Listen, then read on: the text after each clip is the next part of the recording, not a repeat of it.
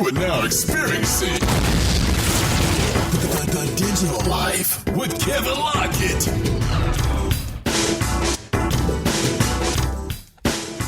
Hey everybody, welcome to the Digital Life. Our Content Marketing World Series continues with Arestia Rosenberg from the Daily Beast. Now, Arestia's career is a perfect combination of my two loves, pop culture and media. Arestia has been able to produce content in Hollywood for Adam Sandler, in baseball for the Boston Red Sox, and now she's part of Brand Beast for the Daily Beast. I love that name, Brand Beast. It's so strong, Brand Beast. Plus, she's a Gene Wilder fan, which makes me like her even more. So without further ado, here's my conversation with the multi-talented Arestia Rosenberg. Okay, we're talking to Arestia Rosenberg. How are you doing today? I'm great, thanks. How are you? I am fine. So I always like doing a lot of research on people, and I came across your old blog, Hiker in Heels. Oh, yeah. And you were very excited because your brother gave you a videotape of a Gene Wilder interview. Yes, and I love him. I am a big fan of Gene Wilder. I think he's one of the most underrated comedians of all time. What is it about Gene Wilder that you love him so much? Oh, my God, I love that you're asking me this. This is so funny. I think that he is just, as you had said, very underrated, but just such an incredible human, how he thinks and how he, has chosen his projects. I love his book, Kiss Me Like a Stranger. I think he's so vulnerable in it and so wonderful. And he just has also done so much, with his status. And I know he's visited children in hospitals and things like that. And I know that because actually my stepfather told me that when he was little, he visited his sick cousin. So, things like that. I think that he's not only just a great talent, but an extraordinary human. And I really like how his mind works. What is one of your favorite Gene Wilder films?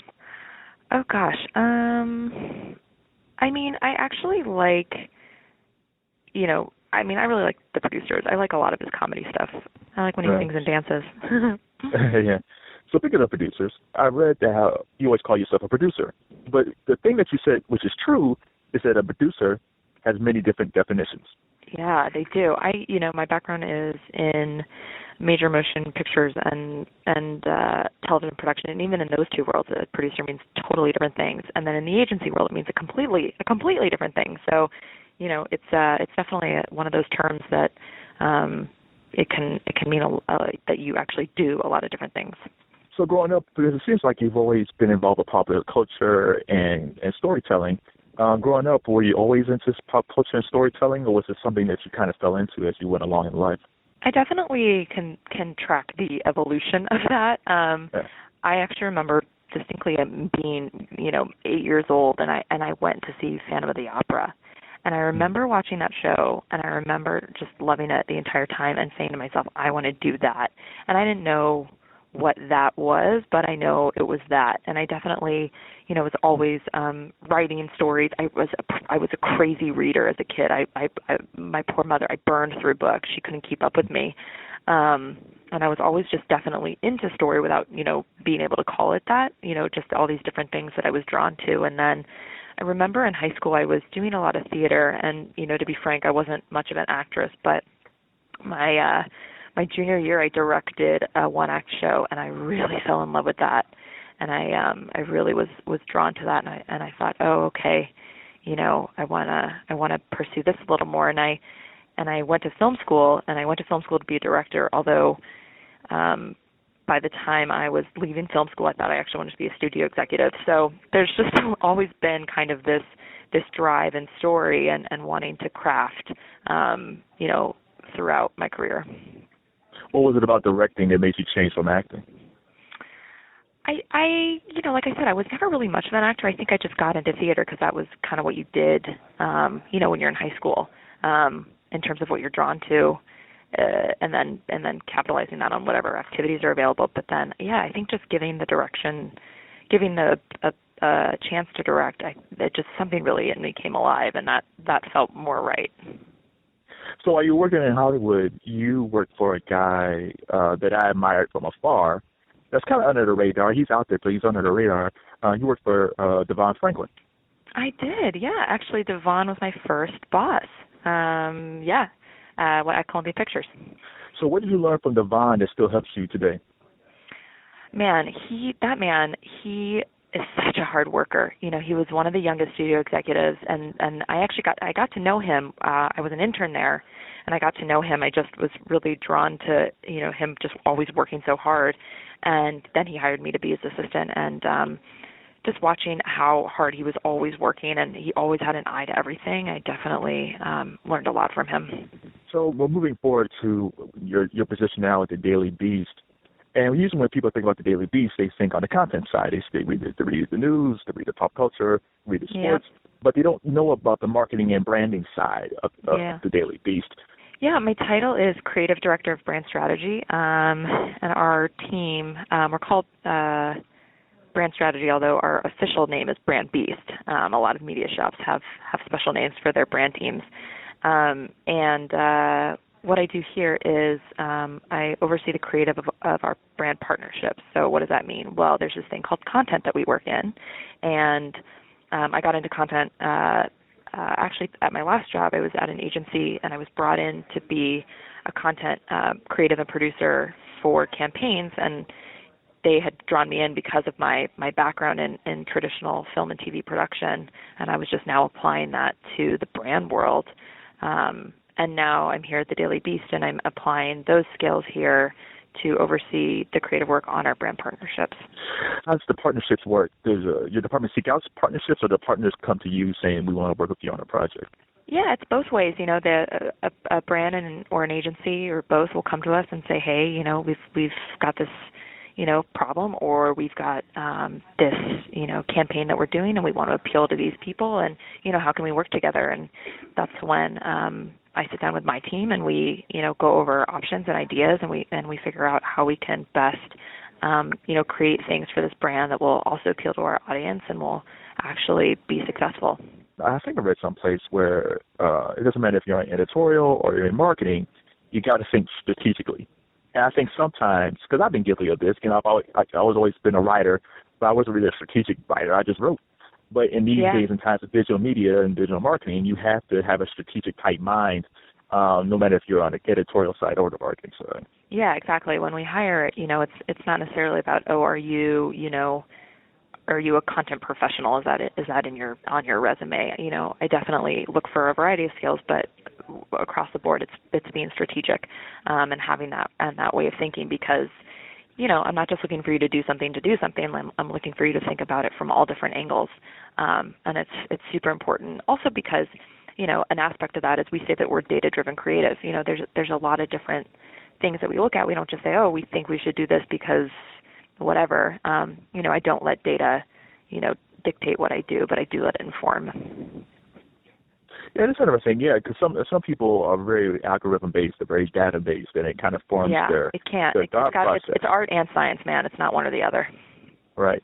Is that because you came from the Hollywood side of things, where it's more content-driven, which is different than most people who might think data first and content second? Oh yeah, I mean, at the end of the day, we want to be prolific storytellers. We want to create things that are going to be, not just because data says we should do X.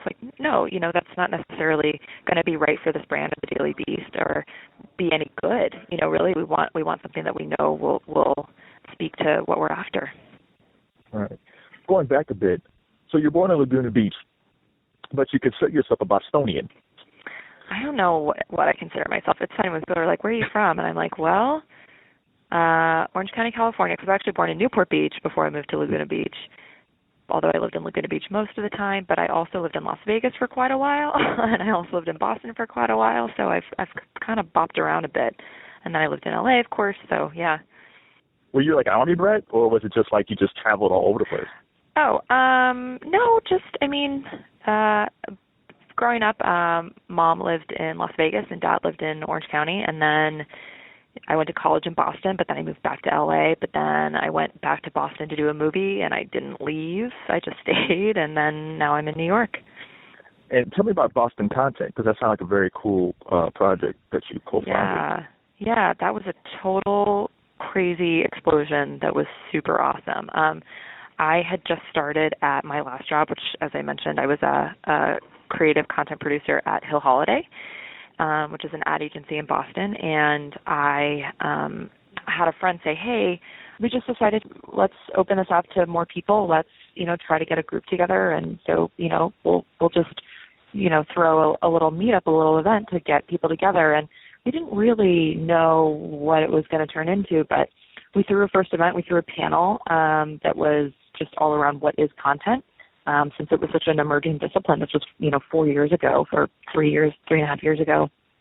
And we just had people from kind of different disciplines come and talk about content. We had, people mixing, and everyone really loved it and found it really valuable. And so we just kind of kept throwing events, and we grew and grew and grew. And now the member base is over 1,000 people. We've got 2 new leaders running it, and Jay and I are still, I won't say oversee, but we're definitely still advisors for that group. And there's a board, and they're just doing a ton of really amazing things. And membership continues to grow, and it's been really valuable to help people, connect in this world and find jobs and have other people to talk to if they have problems. Especially because a lot of people, they're the only person who does content at their company. They're really working alone. So it's been a really great community, and it's been awesome and super fun to watch it grow. Yeah, do you get back to Boston? I mean, I know you're basically in New York, but do you get to Boston much to be part of Boston content, or you basically just kind of do things from New York? Yeah, I mean, I advise from afar. Definitely, as things come up, I think we'll probably have our yearly anniversary party coming up, and I'll definitely make my way back for that. So, but yeah, I mean, it's I live here now, so it's a little hard. Yeah, I read something about there was something about the breaking of cities outside of Silicon Valley that was really hit in the tech or in content. And Boston was one of those cities. I didn't know Boston were that tech heavy, because you just don't read about that. Yeah, there's definitely a huge tech community there, and a lot of our members are in that, but they're also in the agency community or the artist community, and that's what's so great about it. It's been cool. So you will be presenting at CM World in your the content marketing world. What things do you take with you when you're on the road when it comes to tech? And if I'm taking a red eye, I have to have sleeping pills, a neck pillow, and an eye mask. Because often I'm taking a red eye and then I'm going pretty much straight to the office. So those are musts. I always have a travel water bottle that folds up, which is always good because I can just shove that when it's not filled up in my purse or whatever. And a snack, because it's the worst when you're flying and you're hungry.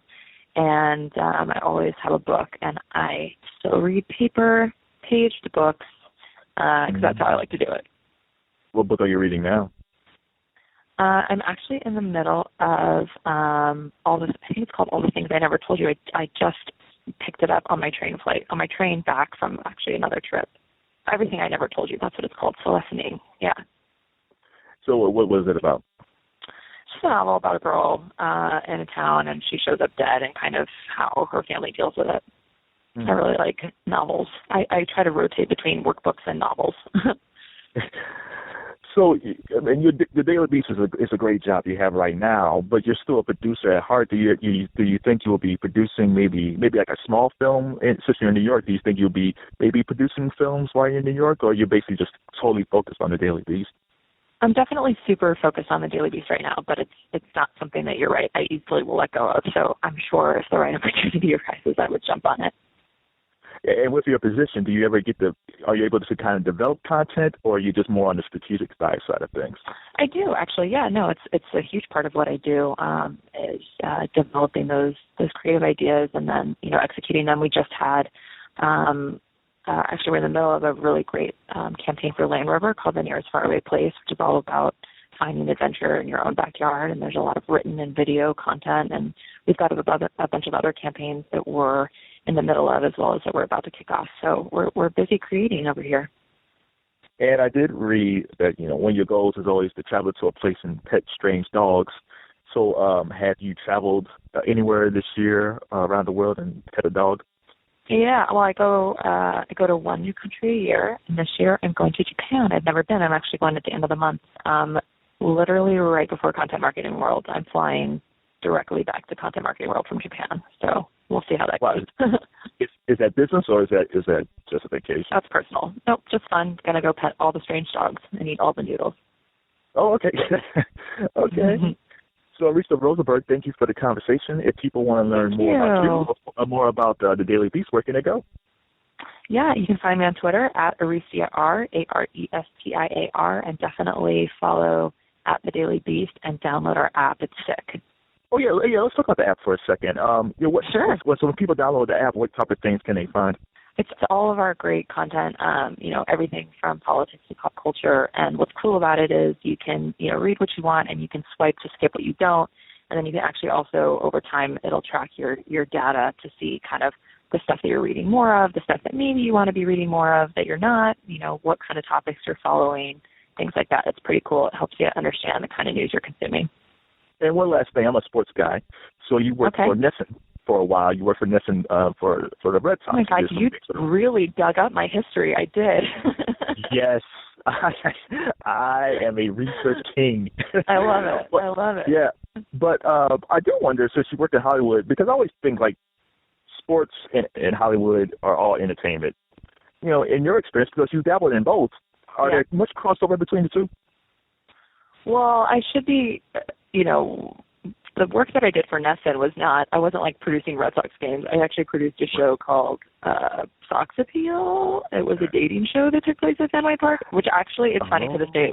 It's still my favorite job. It was so much fun. But it's funny to watch people working in sports. And look, at the end of the day, it's all about the passion. And those are definitely two arenas where people have a lot of passion. Oh, wait, okay, I didn't know it was a dating show. Okay, so what was the weirdest, what was the strangest date, or the craziest thing you've seen when you were a part of Sox Appeal? It was just super fun. My favorite thing, though, would be when I would, watch the playback later of, like, the game that was going on during it. The announcers, sometimes they would go and they would zoom in on the date, and they would make fun of, like, this. They'd be like, man, this guy's really not, doing well. Like, look at what's going on. I really liked when they would comment on it. It was pretty funny. Yeah, that's pretty cool. Yeah. All right. Well, thank you, Arestia.